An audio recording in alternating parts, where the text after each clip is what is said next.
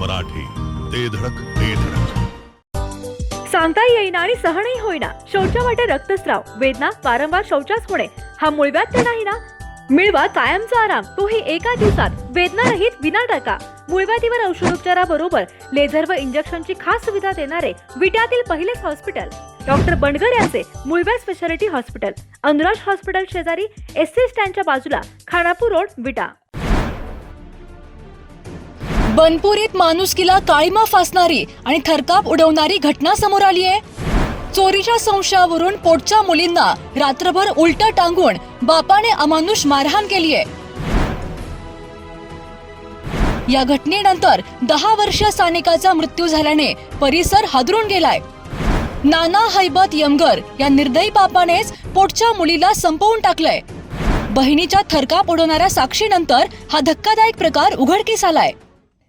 सांगली जिल्ह्यातील आटपाडी तालुक्यातील बनपुरी येथे माणुसकीला काळीमा फासणारी आणि अंगावर शहारी आणणारी घटना उघडकीस आली आहे.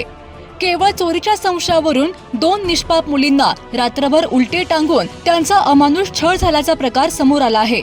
या प्रकारानंतर 10 वर्षीय सानिकाचा मृत्यू झाला असून तिची 11 वर्षीय बहीण अनुजा देखील गंभीर जखमी आहे. या घटनेमुळे संपूर्ण परिसरात मोठी खळबळ उडाली असून नागरिकांमध्ये संतापाची लाट उसळली आहे.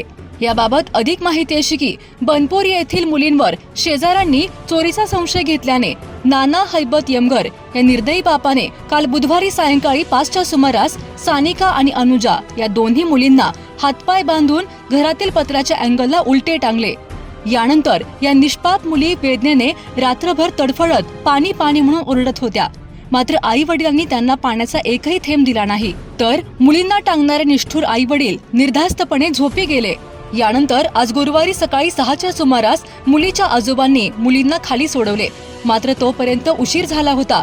सानिकाही मृत अवस्थेत आढळली तर अनुजा बेशुद्ध अवस्थेत होती. यानंतर अनुजाला जखमी अवस्थेत तातडीने खासगी रुग्णालयात दाखल करण्यात आले तर मृत सानिकाला दुसऱ्या खासगी हॉस्पिटलमध्ये दाखल करण्यात आले.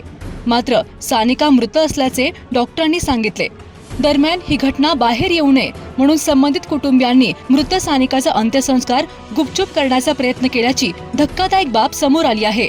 मात्र जखमी अनुजाने शुद्धीवर आल्यानंतर आम्हाला वडिलांनी हातपाय बांधून टांगले आणि मारहाण केली असे सांगितल्याने हा संपूर्ण प्रकार उघडकीस आला आहे. या संपूर्ण प्रकारानंतर मोठी खळबळ उडाली असून सध्या पोलिसांकडून घटनेचा सखोल तपास सुरू आहे. जिओ मराठी, ते धडक ते